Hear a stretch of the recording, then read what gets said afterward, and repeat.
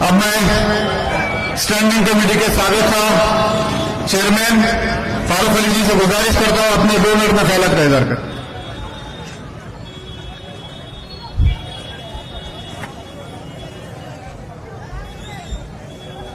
Stage پر بیٹھے ہوئے اور حیدرآباد سے آئے ہوئے شبیر احمد صاحب، ہمارے ہر دل عزیز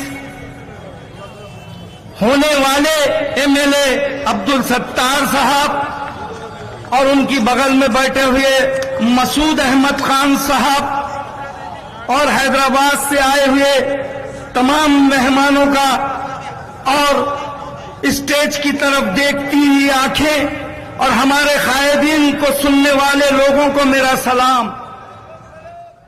میرے عزیز دوستوں، ساتھیوں، بڑی مدت کے بعد 40 سال کے بعد آپ کے چہروں پر ایک مسکراہٹ دیکھ رہا ہوں کہ ہمیں ایک مسلمان کو کانگریس نے ٹکٹ دیا ہے، اور آپ کی یہ مسکراہٹ یقیناً آنے والے 20 تاریخ میں ہمیں انعام کے طور پر اس ناندیڑ سے بھاری اکثریت سے ستار سیٹ کو چن کے دینا ہے. چن کے اس لیے بھی دینا ہے کہ یہ مودی حکومت جس نے ہندو اور مسلمانوں دیش کے عوام سے کتنے بڑے بڑے وعدے کیے تھے، 2014 سے لے کر آج تک انہوں نے صرف وعدے ہی کیے لیکن کوئی وعدہ وفا نہ کیا. بلٹ ٹرین چلاؤں گا، اسمارٹ سٹی بناؤں گا، سلیپر چپل پہننے والے کو ہوائی جہاز کا سفر کراؤں گا، اور ہم نے ہمارے اس دیش کے عوام نے ان کے وعدوں پر بھروسہ کیا. لیکن اب ہمیں یہ یقین ہو چکا ہے کہ یہ وہ شخص جھوٹا شخص ہے جو ایک بیل سے ککڑی بھی توڑ کر نہیں لا سکتا، لیکن میں ککڑی آپ کو کھلاؤں گا. یہ آدمی جھوٹا ہے.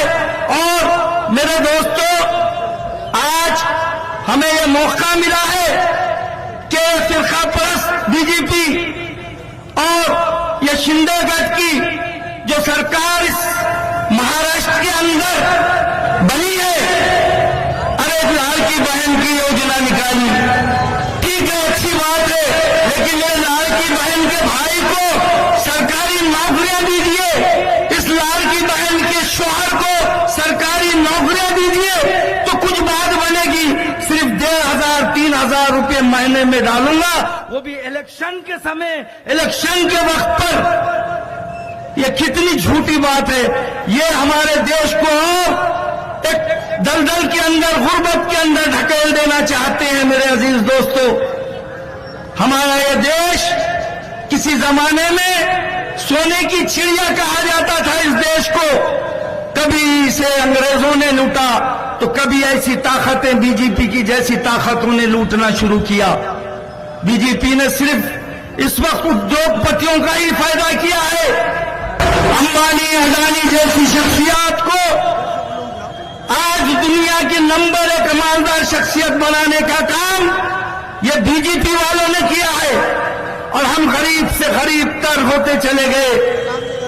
آج میرے دوستو، تم نے یہ دکھا دیا ہے کہ آنے والے سمے میں جب پارلیمنٹ کا الیکشن ہوا تو آپ نے یہ دکھایا ہے، ان کو بیساکھیوں پر لا کر کھڑا کر دیا. جو 400 کا نعرہ پار کرنے کے لیے اپنے نعرے بلند کر رہے تھے، آپ نے ان کو سمٹا کے کچھ ہی سیٹوں پر رکھ دیا، اور بیساکھی کی حکومت اس سینٹرل حکومت میں بنی. ہمارے راہل گاندھی نے جو نفرت کے بازار میں محبت کی دکان کھولنے کا جو نعرہ دیا تھا وہ یقیناً سچ ثابت ہوا. اور اب آنے والے اس مہاراشٹر کے الیکشن میں آپ سے یہ ادباً گزارش ہے کہ آپ لوگ آنے والے اس الیکشن میں اس حکومت کو بھاری اکثریت سے، ہماری آنے والی کانگریس کی اور مہاگاڑی سرکار کو بھاری اکثریت سے کامیاب بنائے. اور اس حلقے سے ہمارے رمیندر چوہان، جن کے والد کو آپ نے بھی بھاری اکثریت سے اس سے پہلے چن کے لایا تھا لیکن وہ اس دنیا میں نہیں رہے، اس کا بھی حق ادا کرنا ہے. اور ہمارے ستار بھائی کو بھی بھاری اکثریت سے آپ کو یہاں سے چن کر لانا ہے. مجھے منتظر بولنے کا موقع دیا ہے. میں ان کا شکریہ ادا کرتے ہوئے اپنی جگہ لیتا ہوں. خدا حافظ.